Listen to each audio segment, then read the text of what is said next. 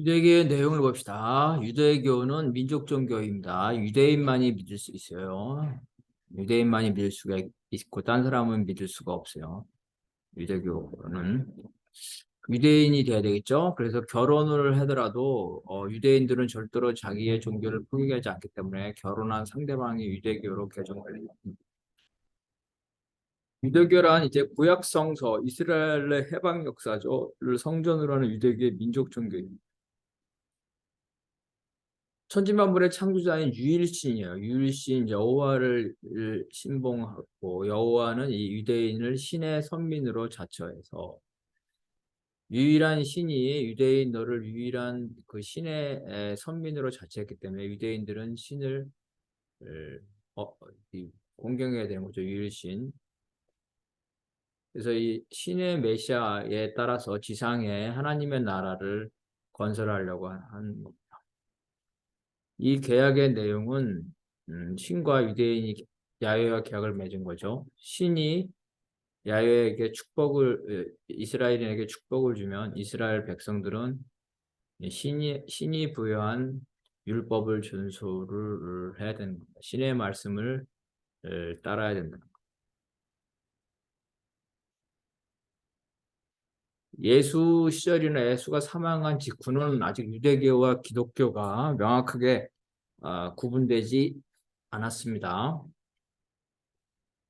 그래서 예수 이후에 기독교는 유대교를 세계 종교로 바뀌었죠. 그래서 기독교는 세계 종교라서 유대인이 아니라도 예수를 믿으면 천국에 간다는 거예요. 민족 신분에 상관없이 천국에 갈 수 있다. 노예들도 천국에 갈 수 있다. 그래서 바울은 이스라엘인도 아니에요. 정통 유대교 출신이 아니라는 거죠. 그래서 이 바울이 유대인이 아닌 바울이 이 기독교를 유대인이 아닌 지역에 파급하는 데 많은 공을 줬다는 겁니다. 세계화하는 데 바울이 영향을 유대교는 율법이 어렵습니다. 율법을 지키기 어려워요. 그래서 기독교는 그런 복잡한 율법 다 필요 없다. 하나님이 주신 몇 가지 십계명, 그런 거죠? 몇 가지 것, 그런 것만 지키면 된다. 이런 부분도 기독교가 성장하는 데 도움이 됐습니다. 유대교든 기독교든 유일신, 이슬람교도 유일신이죠. 이 유일신은 혁신적입니다. 보통의 그 당시에는 어, 사람이 영혼이 있고, 어, 산이라든가 강에도 영혼이 있고, 그래서 신도 여러 명이 있다고 생각했는데, 유대교는 신이 하나밖에 없다는 거예요. 신이 하나밖에 없으니까 그 신 한 명을 통한 단결력이 엄청나겠죠. 유일신을 믿는 민족이랑 다신교를 믿는 민족이랑 싸우면 유일신을 믿는 민족이 이긴답니다. 단결력이 장난이 아니라 충성도. 그래서 아주 그 혁신적이고 아주 그 파괴적이었다. 그 기적이라는 것도 중요한데 이 기적을 통해서 하나님은 자기 말을 잘 들면 기적을 통해서 행복을 주고 자기 말을 안 들면 불행을 주죠. 복종하지 않으면. 그래서 하나님한테 복종을 해야 된다. 그래서 하나님은 복종해야 되는 초인간적인 거다. 모세 시대 때 그러죠. 하나님의 말을 안 들으면은 장자를 다 죽이는 거죠. 이렇게 해서 기적과 어떤 저주, 천벌을 내림으로써 하나님에게 복종하게 만든다. 그래서 하나님을 체험을 하는데 애언자들이 이 체험에 있어서 말이 중요합니다. 로고스. 하나님의 얼굴을 보는 게 아니에요. 하나님의 형상을 보는 게 아니라 하나님의 목소리를 듣는 거예요. 그래서 모세도 하나님의 목소리를 듣는 거고 유대교에서는 하나님의 형상을 그리지 않는다고 합니다. 기독교에서 하나님의 형상을 그린 건 야만인들, 게르만 야만인들을 포교하기 위해서 만든 거예요. 하나님과의 경험은 육성이다. 하나님의 목소리를 듣는 거다. 로고스다. 성경책에도 하나님의 태초에 말씀이 있었다. 그러잖아요. 애언자들은 이 청각을 통해서 신과 소통을 하고 그래서 애언자들이 하나님이 이렇게 말했다. 애언자들도 이런 신자나 대중을 통해서 말로서 하나님의 말씀을 전달하고 말로서 하나님 애언자 신도들 이런 식으로 연결돼야 된다. 그래서 하나님의 의지를 민중들이 들을 수 있도록 평범한 말로 했다. 어려운 경전이 아니라 평범한 말로 전달을 하였다. 이게 이제 파급력, 대중들에 대한 파급력이 강하다는 거죠. 그 유대교와 기독교는 비슷하지만 다른 점도 있죠. 유대교, 자기를 믿으면 천국에 간다. 유대교의 신은 무서운 신입니다. 자기를 믿지 않거나 다른 신을 믿어서 다른 신을 믿으면은 그러면은 잔인하게 징벌을 내린다. 우상 숭배는 절대로 안 된다는 거죠. 믿음이 있는지 없는지를 가끔 잔인하게 확인하죠.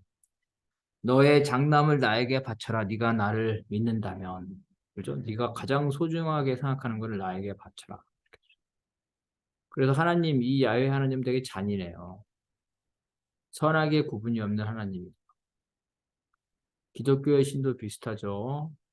공물은 모든 종교가 자기에게 가장 소중한 것을 바칩니다. 처음에는 자식이었거나 측근이었거나 가축, 포로, 양이 되다가 나중에는 이제 고기, 살아있는 게 아니라 죽은 고기, 인형, 향 이런 식으로 문명화되고 그 공물을 바치면 성직자들이 나눠 갖거나 아니면 신자들이 서로 나눠서 먹습니다. 최후의 만찬이 이제 그런 거. 하나님이 있고 하나님의 말씀을 듣는 애원자는 하나님의 신의 뜻을 전달하죠. 그렇기 때문에 사제와 달리 율법에 구속당하지 않아요. 왜? 하나님이 말씀은 기존의 율법을 수정하는 거니까 전통에 구속당하지 않아요. 그러면 이 애언자하고 사제하고 충돌하겠네요. 그죠? 애언자는 사제가 주장하는 전통을 부정할 거고 사제는 이 애언자에 대해서 네가 진정한 애언자냐 가짜 애언자가 아니냐 이러면서 자기의 전통이나 권위를 유지하려고 하고 그래서 애언자와 이 사제 종교 관료죠. 종교 관료와 충돌합니다. 예수도 마찬가지죠. 똑같이 이 종교 관료들과 충돌합니다. 즉 애언자는 이 부조리한 전통을 합법적으로 개선할 수 있는 권한이 있는 사람으로 됩니다. 십계명과 같이 내 말을 안 들으면 천벌을 내리겠다. 10가지 약속을 지키지 않으면 내가 너에게 벌을 내리겠다는 거는 사람들에게 실천적인 생활적인 윤리, 도덕을 제공하죠. 강력한 도덕을 제공하고 사람들이 이러한 도덕들을 받아들이고 또 이 도덕 내용은 그 사람들이 일반적으로 동의하는 거예요. 지배계급의 지배 이데올로기죠. 훔치지 말라. 거짓말하지 말라. 간통을 하지 말라. 이런 지배계급의 이데올로기를 그대로 종교의 규칙으로 규율로 가져오기 때문에 바로 이 하나님의 규율을 지키는 건 지배 질서를 유지하고 그게 따르는 거죠. 그러면서 이 하나님의 권위도 높아가고 지배계급의 권위도 높아가는 또 신과 세속 권력이 서로 결탁하게 되는 이러한 것들이 바로 이제 규율이라는 그죠? 종교의 교율. 신의 뜻에 따라 적합한 윤리적 행위를 하며 합리적으로 조직된 일상생활을 열심히 하면 아무 문제 없다. 신이 내려진 운명을 받아들이고 열심히 생활하라. 그러나 문제 없다. 그래서 일상적인 세계 질서를 창조하는 생활관이라는 거죠. 그래서 자기가 맡은 소임, 자기가 맡은 직업을 열심히 해라. 이게 이제 종교, 켈빈이나 이런 데죠. 자기 소명, 자기 직업을 열심히 일하는 게 하나님의 뜻에 따르는 거다. 열심히 일하다 하나님이 부르면 가야 된다. 직업에 대한 그 존경, 직업에 대한 성실을 요구하면서 자본주의 발전을 이뤘다. 유대인들은 폐쇄적이기 때문에 유대인끼리는 매우 자비롭고 재산을 나눠가지고 이자도 금지하죠. 그렇지만 유대인이 아닌 다른 민족에 대해서는 착취해도 상관없습니다. 어떻게 해도 상관없다. 아디아포라. 그죠? 그래서 유대인들이 다른 민족에 대해서는 고리대금도 하고 나쁜 짓을 많이 한다는 거예요. 그래서 이게 유대교는 일반화될 수 없겠죠. 왜? 유대인들이 이중적 태도를 하니까 자기들끼리는 아주 착한 척하고 유대 민족이 아닌 사람, 유대인이 아닌 사람한테는 나쁜 짓을 하기 때문에 유대교가 보편적으로 존경받을 수가 없다. 그런데 기독교 프로테스탄트는 정직이 최선이라고 주장하면서 이게 같은 신자가 아닌 사람에게도 이러한 그 정직, 그죠? 정직을 주장하게 되면서 기독교가 보편 종교가 되는데 특히 이제 그 개신교가 보편적인 종교가 되는데 많은 도움이 됐다. 현대 유대교와 이스라엘의 건국 보면 18세기에 이르러서 독일에 살던 유대인들. 그러니까 지금 유대인이 로마 시기에 두 번의 반란을 일으켜서 예루살렘이 파괴가 되고 로마인들이 유대인들을 팔레스타인 예루살렘 다 쫓아냈죠. 전 세계에 떠돌아다녔는데 18세기에 이르러 독일에 있는 유대인들 이들은 이제 이자 놀이를 해서 돈이 많겠죠. 주로 이런 자본가들이 성공한 이들 이러한 이들이 공동체를 이루게 되고 그중에서 1840년대에 독일의 유대인들이 미국에 가서 미국의 유대인들과 합세함으로써 미국의 유대인들의 공동체가 확대됐다는 겁니다. 동유럽에서도 유대인 공동체 운동이 생겼고 19세기 말엽에는 시온주의 운동이 생겼죠. 예루살렘 가나안 땅으로 돌아가자. 오스트리아 태생의 유대인 작가 테오도르 헤르츠글이 팔레스타인에 유대인의 국가를 세우자고 주장을 했다는 거죠. 그러면서 1897년에 바젤에서 제1차 시온주의 세계대회를 열었습니다. 그래서 이미 이때부터 팔레스타인으로 돌아가는 예루살렘으로 돌아가는 유대인들이 생겨나기 시작을 했다는 겁니다. 그래서 이제 로마에서 가나안에서 축출된 유대인들이 다시 돌아가기 시작했고 1차 대전 때 영국의 벨푸어 외무부 장관이 유대인들에게 우리 전쟁에 협조하면 이 당시의 전쟁은 영국과 오스만 트루프 오스만이죠. 오스만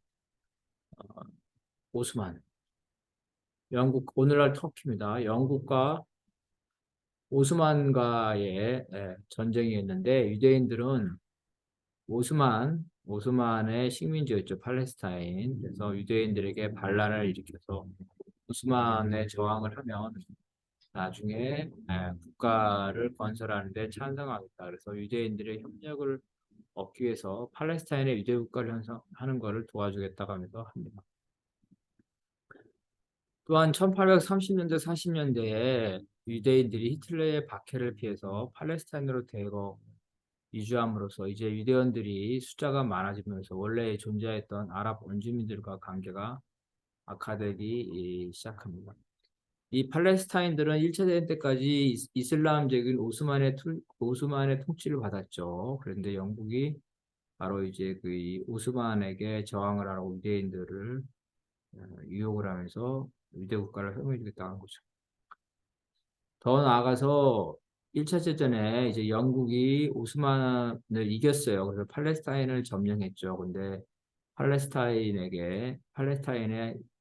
이 유대 국가를 세우지도 않고 또 팔레스타인을 독립시켜 주지 않았습니다. 그래서 팔레스타인들이 독립운동을 하니까 영국인들이 이 유대인을 무장시켜서 팔레스타인 무장 독립을 진압합니다. 팔레스타인에 살고 있는 팔레스타인 사람, 아랍인과 유대인을 서로 반목시킵니다. 그래서 서로 싸우게 만드는 전형적인 방식입니다. 이런 방식은 이제 영국뿐만 아니라 모든 제국주의자들이 썼죠. 제국주의가 식민지 청년들을 자신의 군대에 동원하죠. 그래서 전쟁에 협력하면 독립시켜주겠다. 뭐 이런 거 얘기를 한 것도 똑같은 일이 이제 어, 이스라엘 사람, 유대인과 팔레스타인한테 똑같이 생겼다는 거죠. 그래서 1, 2차 대전이 생기고 2차 대전 직후에 이제 2차 대전 직후에 어, 에루살렘에 이스라엘의 국가를 만들기 위해서 유대인들이 에루살렘으로 엄청나게 들어오기 시작합니다. 그래서 결국은 유대인들과 팔레스타인들의 충돌이 생기게 되죠. 이 충돌이 생기게 되니까 전 세계에 있는 유대인들이 이스라엘을 지원하러 옵니다. 특히 미국은 이스라엘에게 무기를 대주게 됩니다. 그러면서 초창기에 독립전쟁에서 이스라엘이 불리했는데 서방 미국을 중심으로 한 무기를 지원을 받아서 결국은 이스라엘이 팔레스타인이나 다른 아랍 국가들을 물리치고 이스라엘을 건국하게 됩니다. 현재 미국은 팔레스타인 사람에게는 팔레스타인 국가를, 이스라엘 사람에게는 이스라엘 국가를 합법적으로 허용하겠다 이렇게 주장을 하고 있습니다. 근데 현재로서는 팔레스타인의 팔레스타인 국가는 없고 아직 유대인의 이스라엘 국가만 있습니다. 팔레스타인 그 지역만 있죠. 유엔의 결정 사항은 팔레스타인을 쪼개서 이스라엘 국가와 팔레스타인 국가의 두 개를 건설을 하는 겁니다. 이에 대해서 원래 살고 있었던 팔레스타인 아랍인들은 반대하고 여기에 이주했던 유대인들, 이스라엘인들은 찬성합니다. 미국이나 서방의 정책은 팔레스타인에 거주하는 아랍인과 이스라엘이 계속 싸우도록 하는 거죠. 싸우도록 하는 거죠. 그래서 미국은 양쪽과의 중재를 하는 척 하면서도 결국은 이스라엘을 지원하면서 현재 그 중동에서 이 팔레스타인 지역이 아랍의 하약고가 되고 미국은 이스라엘을 통해서 아랍에 대한 영향력을 행사하고 있는 그런 상황이 되겠습니다.